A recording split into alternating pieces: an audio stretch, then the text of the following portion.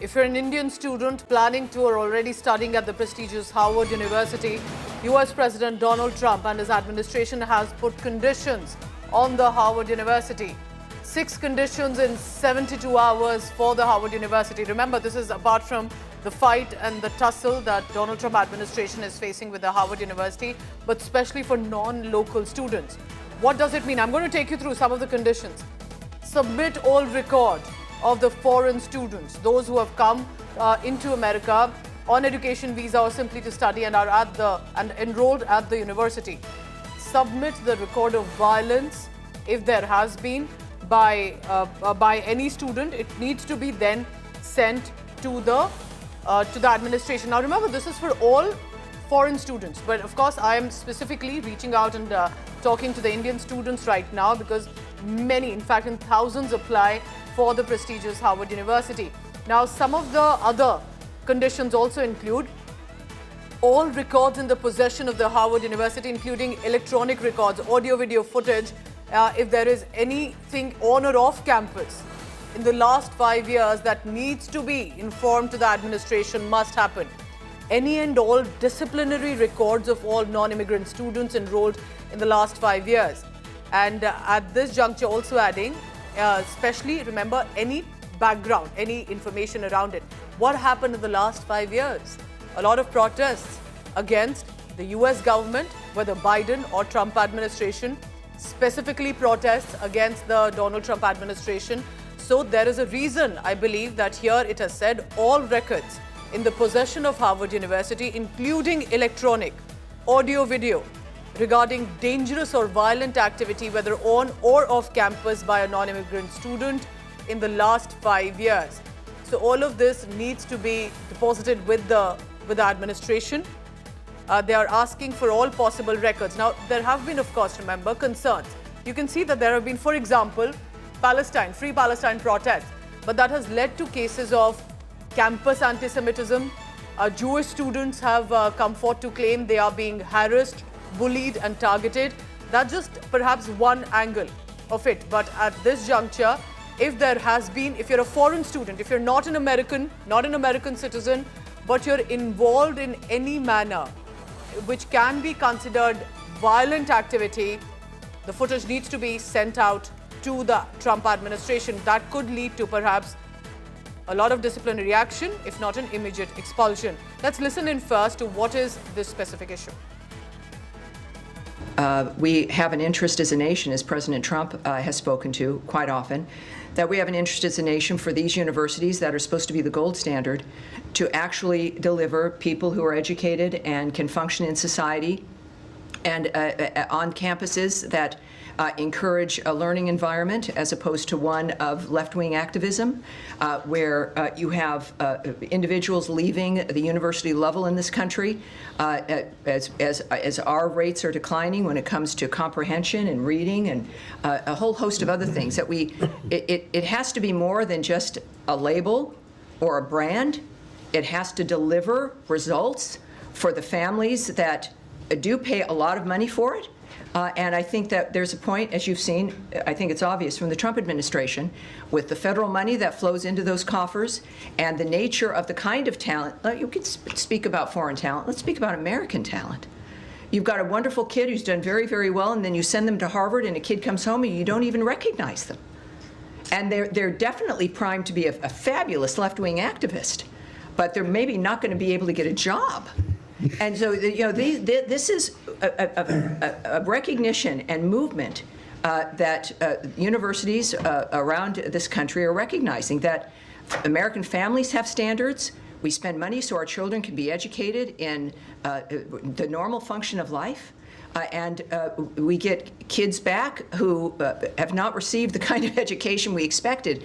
COVID highlighted this for many of us, but I think that this opens up a conversation, as it should, between the federal government and the universities that we rely on and have been proud of, that we deserve to be proud of them again.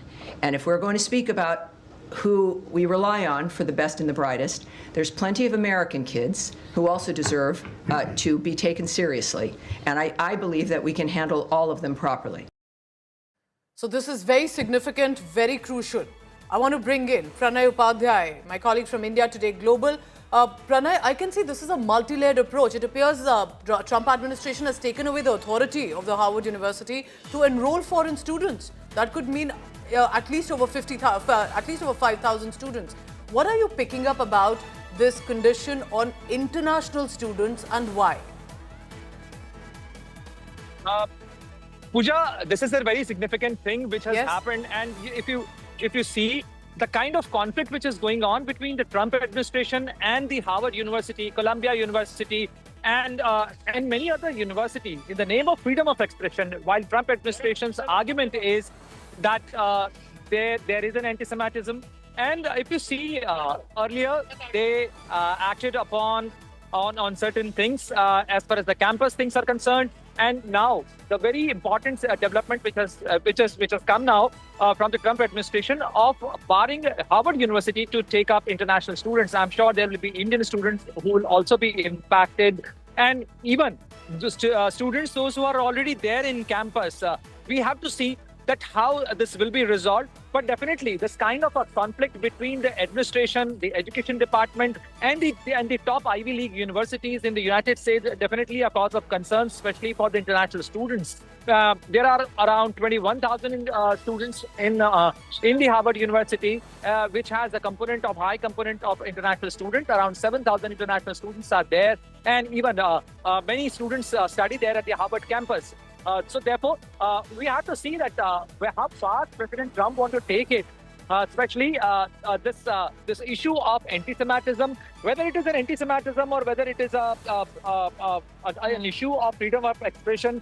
As far as the students are concerned, student bodies are concerned, because you would recall, Pooja, that in last few months, since January 20 onwards, when President Trump assumed Oval Office, there has been conflict in various universities. There are protests and there are crackdowns. Yes. And clearly, Donald Trump administration has taken a very critical view when it comes to the universities.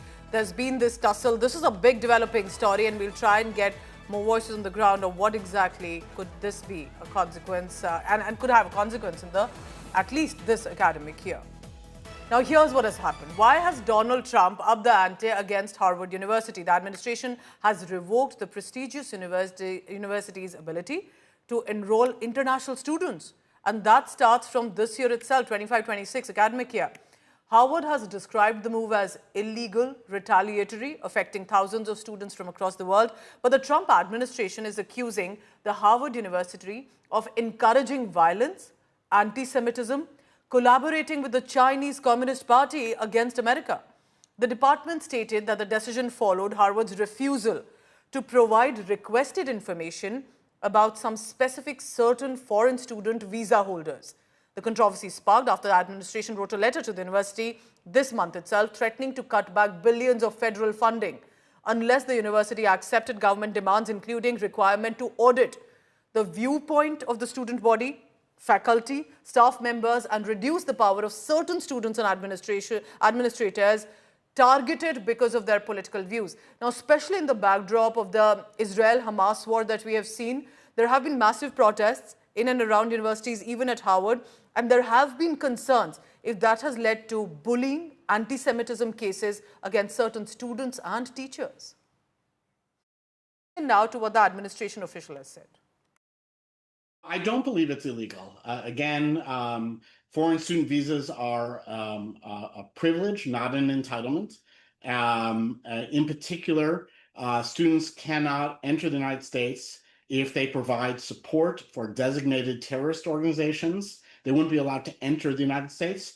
The Trump administration wants to remove students who've provided support to designated terrorist organizations like Hamas, and they want to be able to know which students have done that. So they want access to disciplinary records and to videos of protests.